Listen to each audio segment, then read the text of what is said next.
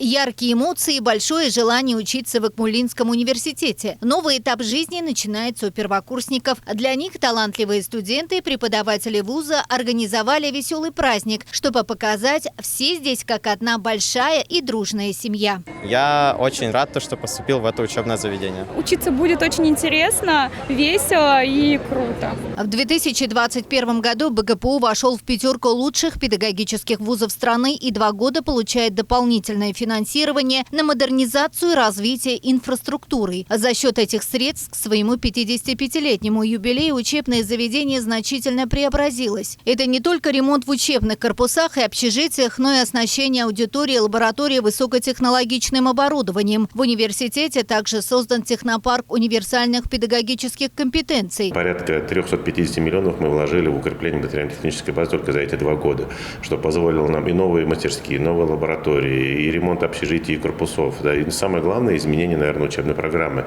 приближение ее уже к практике. И теперь наши выпускники, они действительно не просто теоретически подкованы, но и практикоориентированность у них превыше всего. Большие изменения произошли в Институте исторического, правового и социально-гуманитарного образования. Здесь открыли Центр развития компетенций Евразийского научно-образовательного центра и социально-гуманитарный кластер для оттачивания навыков. Это и всевозможные лаборатории, и информационные цифровые технологии, и то есть все то, что создает широчайший спектр для самореализации студентов как в научно-исследовательской деятельности, в образовательной, даже в личностной, можно сказать. И это мы можем посмотреть и на примере лаборатории реконструкций.